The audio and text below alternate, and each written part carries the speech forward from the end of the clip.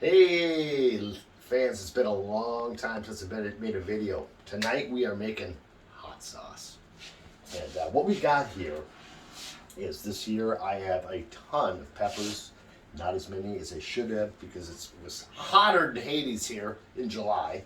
About 95 every day, everything's stressed out. And come fall, it just didn't have enough time. But what we're making today is an Aji Mango pineapple hot sauce.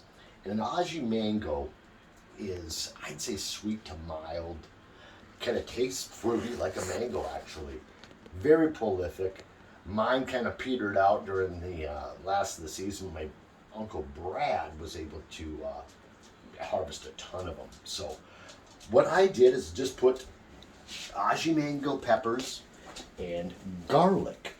And then I used a 3% salt brine solution.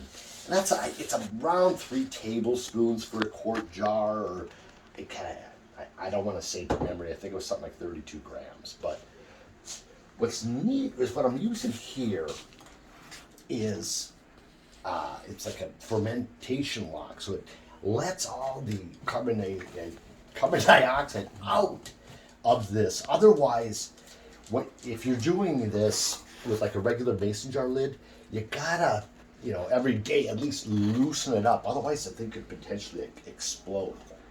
But another cheap, you can get them on Amazon. I'll leave a link below. Oh, that smells good. This is another real kind of neat item that I got off of Amazon, and it's a fermenting weight. It's just a glass weight. And, if you don't have this, what I used last time, you could just fill a baggie up with water and then put that baggie in there, and then just a regular top if you don't have a top. But like I said, you got to watch out and burp that thing every day. Otherwise, you will have hot sauce all over your walls. And your mom might not like that. So what I'm going to do here is I'm going to just drain the brine off. One other thing I did add to this was some carrots. Oh wow, that smells so good. And this was fermenting for about 6 weeks. You want to do it like, I'd say probably minimum 10 days to get the thing going. After a few days, you will see these bubbles start popping up, and it's working. But what I'll do is just put this into the blender, and I'm gonna just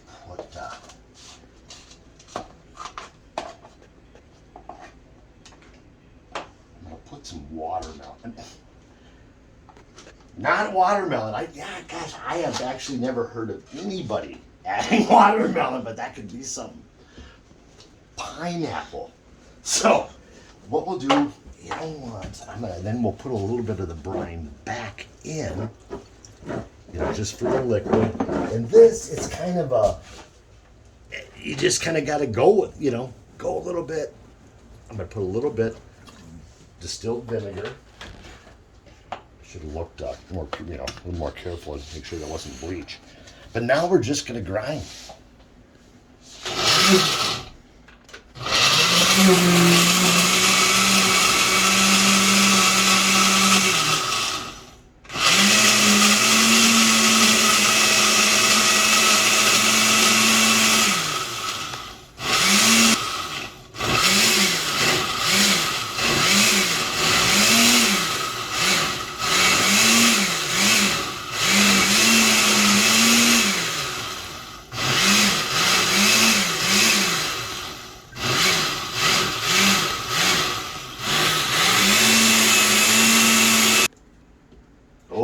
Wow, does that smell good.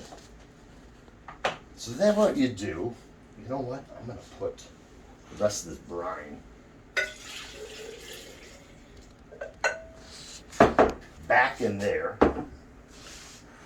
We'll put the strainer back in the jar. Oh, look at the color on that. Isn't that beautiful? Oh, the smell. And then we'll just let that drain. And what I'll do is I'll take, get a spoon and put some of that pulp back in there, and just kind of get to the right consistency. And one other thing that I'm trying this time around is xanthan gum. And what this does, let me just grab you a bottle for an example. This is a bottle I made a long time ago. But you see that separation, the water and the, your hot sauce. The xanthan gum, that will just kind of bind everything together. So when you get like a commercial hot sauce, like a Tabasco sauce, it doesn't separate. Everything will just kind of be that one color. But what I'll do is just use a spoon. It'll just kind of, as you can see, just kind of mash this through.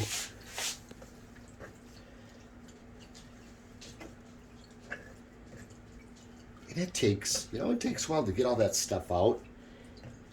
And then what I've done before too is, you can put this mash and add a little bit more brine and vinegar and run it through the blender again.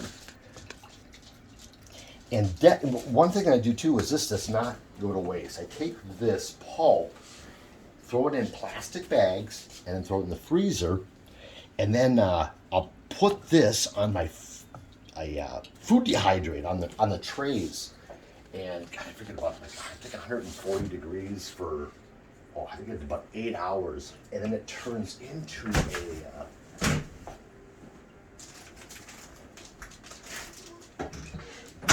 dries out, and then I grind it, and then you have your own powder made from the pulp. So tasty stuff. But what I'll do here, just for kind of lack of time, but these are 5-ounce bottles. Get them on Amazon. Again, I can put a link below. But what I like to do is kind of get a base.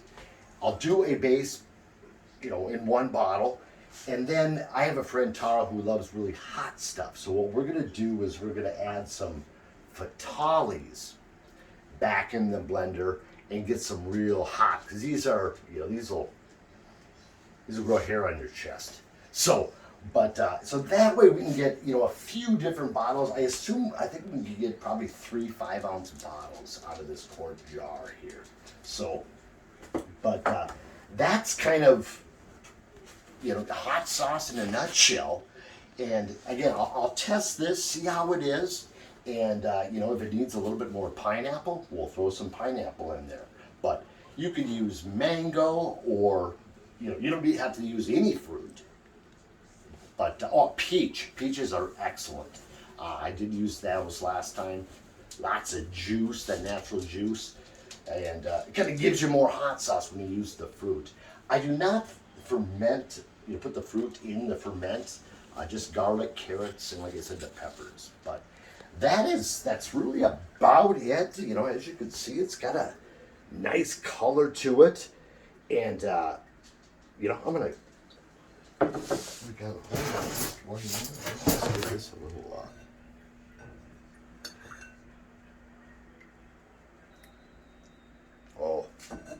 ooh, that is good.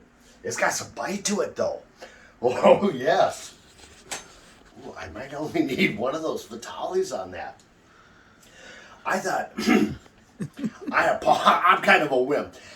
That's why I love these Aji Mango habaneros. I went overboard with a whole bunch of reapers and scorpions and ghost peppers. It would kill me. I'd be crying on the ground, but that is delicious. I like that. I think that's about right. We'll add a Vitale for Tara's, but I don't think we're going to need any more pineapple.